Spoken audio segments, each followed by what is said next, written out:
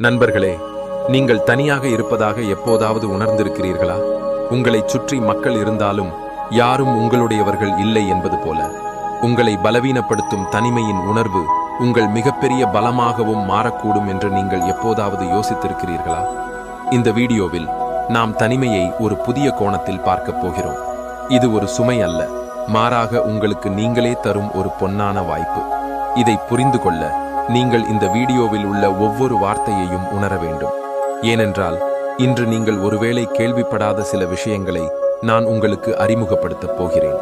முதலில் ஒரு விஷயத்தை புரிந்து கொள்ளுங்கள். மனிதன் தனியாக இருந்தபோதுதான் உலகின் மிகப்பெரிய மாற்றங்கள் நிகழ்ந்தன. ஐன்ஸ்டீன் தனது தனிமையில் தனது கோட்பாடுகளை கண்டுபிடித்தார். சுவாமி விவேகானந்தர் தனிமையில் தனது ஆன்மாவின் ஆழத்தை உணர்ந்தார். மேலும் மகாத்மா புத்தர் ஏகாந்தத்தில்தான் தனது உள்மனதை வெளிப்படையச் செய்தார். இந்த நபர்களும் தனிமைக்கு பயந்திருந்தால் இது சாத்தியமாகி இருக்குமா? இல்லை. தோல்வியை ஒப்புக்கொள்வதற்கும் தனிமையை உங்கள் பலமாக மாற்றுவதற்கும் இதுதான் வித்தியாசம். ஆனால் கேள்வி என்னவென்றால், நாம் தனிமையை எவ்வாறு தழுவுவது? நான் உங்களுக்கு ஒரு கதை சொல்கிறேன். ஒரு கிராமத்தில் ரோஹன் என்ற சிறுவன் இருந்தான். ரோஹன் சிறுவயதிலிருந்தே மிகவும் துடிப்பானவன். ஆனால் அவன் வளர வளர அவனது வாழ்க்கையில் பொறுப்புகள் அதிகரிக்கத் தொடங்கின. நண்பர்கள் விலகிச் சென்றனர்.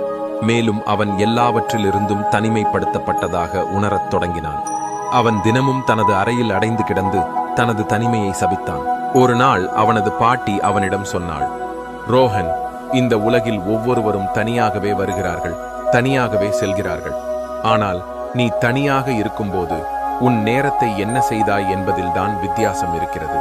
இந்த வார்த்தை ரோஹனின் மனதில் ஆழமாக பதிந்தது. அவன் தனது தனிமையான நேரத்தை தனக்குள் மறைந்திருக்கும் படைப்பாற்றலை கண்டறிய பயன்படுத்தினான். அவன் எழுத ஆரம்பித்தான்.